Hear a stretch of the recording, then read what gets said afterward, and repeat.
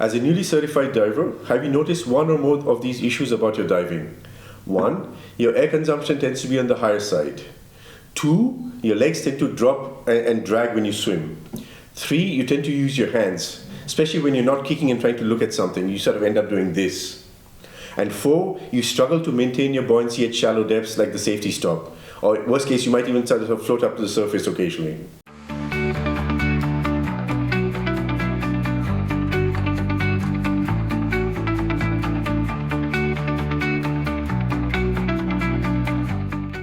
If this applies to you, don't worry, you're not the only one. A significant majority of newly certified divers do have these issues as well. The reason for that is simple. The dive industry is not set up to make you a good diver. It is set up to make you a safe enough diver. Safe enough that you can dive without hurting yourself, and also that you as a diver can take on the onus of liability in case anything goes wrong. Now, for the most part, this works really well. The injury rates in diving are quite low. It's a really safe sport, and sort of people of all ages from 10 to 70 plus enjoy it sort of, in the millions every year, with a very, very small number getting hurt. However, safe is not the same as good. So how do you become a good diver? Well, for the most part, it's my fervent belief that you become a good diver by actually diving. There's no substitute for spending time in the water, actually diving in different conditions and improving your skills that way. However, in this video, I'll give you the single best thing you can do to level up your diving game if you're a newly certified diver.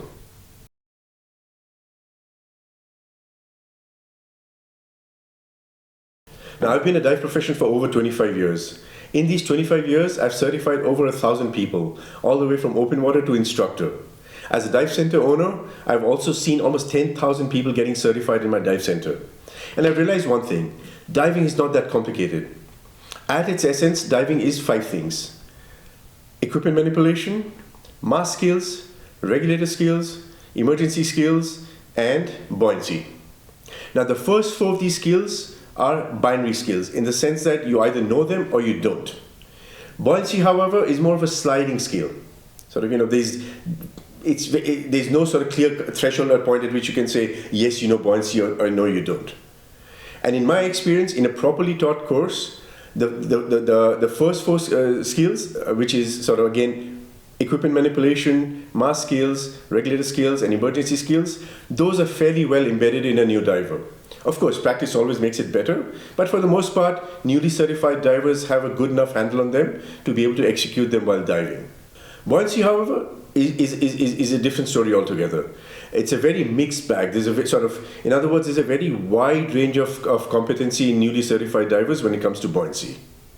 At this point, you're probably asking, hey Vinny, if you're talking about a properly taught open water course, why is buoyancy not taught to the same level of consistency as other skills? Well, there's 2 reasons for that. The first has to do with time. Think about your confined water training. Whether you've done it over 1 day, over 2 days over a weekend, or even 5 shorter sessions, you've typically spent about 4 to 8 hours in the water. During that time, there's a lot of skills that you have to learn. And also, divers come in different levels of skill and comfort level when they start their open water training. Because of that, instructors, when they're teaching the open water course, are focused on making sure that they achieve a certain minimum threshold in terms of competency as far as safety goes. So you want to make sure that your diver is able to dive safely without posing a danger to himself or herself or to others around them. Only once that threshold has been met, then any remaining time can be allocated towards making sure sort of the buoyancy skills are polished further. And like, depending on the students that you have in the class, the amount of time you have to sort of polish all the skills beyond that minimum threshold I talked about can vary. Sometimes, you use up your entire training time just to get them to become safe divers. And sometimes you get lucky, you get divers that are really comfortable and, in one session they've learned everything. In which case the second session can be used to polish off the skills. But the point remains is that there is a lot of sort of variation stemming from the fact that you have a finite amount of time and various diver level skills to work with. The second part has to do with how the skill is taught. In confined water, buoyancy is taught as a static skill, something downright stationary. You might remember doing the fin pivot or the hovering from your confined water session. However, diving is a dynamic activity. Transferring those static buoyancy skills from a pool into the dynamic buoyancy skills in an ocean requires additional instruction while doing your open water dives, and also requires you as a diver to attain a certain level of competence as far as muscle memory goes. Now the problem is, by the time you imprint that certain level of muscle memory, your 4 open water dives are almost done. So in other words, by the time you're ready to sort of really start learning and refining your dynamic buoyancy skills, your course is actually over. A quick recap of where you probably are as a newly certified diver now. Sure, maybe you struggle a little bit with your buoyancy. You have to think a little bit about how much air to add to your BC, how much air to remove, maybe to think about sort of your kicking technique or your breathing and so on and so forth. But you're starting to get the hang of it. At this point, you kind of are able to maintain your buoyancy a little bit. You kind of realize what happens when you breathe in or when you breathe out. In other words, like I said, things are falling into place. They're not fully there yet, but the foundation is there. This is the point at which I, or whoever the instructor is, can start doing more drills with you to improve your buoyancy. Drills that work on refining your weighting, your breathing techniques, or your kicking techniques.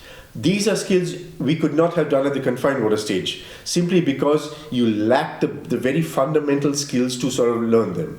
Now, with the 4 dives of the open water under your belt, you do have the sort of mental vocabulary to sort of absorb these skills and refine your buoyancy. And the key part to remember is that these skills should be done in confined water or pool, not in the open water. Sorry Paddy, sorry SSI, I know you guys love to sell certifications, but the goal of this program is to make people a better diver, not to sell more certs. Yes, you can do your buoyancy cast in the ocean. A lot of people do. However, the ocean has a couple of limitations, right? One, there's a current, there's visibility, there's the bottom contour to keep track of. And once you go down, you have to do all your skills and then come up. Here's the benefit of doing it in confined water, the pool. We can go down, we can do some skills. I can come up, I can give you some more refinements or some corrections. We can go back down and do it again. Right, so the training is more effective. You're not distracted by things like currents, visibility, and so on and so forth. And because you can actually spend more time in the water. A typical buoyancy session in a pool will be about 2 to 3 hours. A buoyancy dive, 1 dive. And during that dive, you're probably looking at fish, getting distracted by 100 different things. In a pool, you're out there just working on your skills and nothing but your skills. And the benefit of this is immense.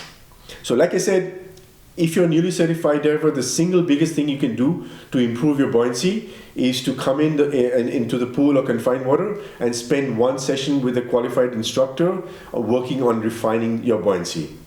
This is also a great time for you to correct any bad habits that might have crept up, or also any skills that you sort of maybe need a bit more refresh or practice time with. Give it a go and tell me how it works out for you.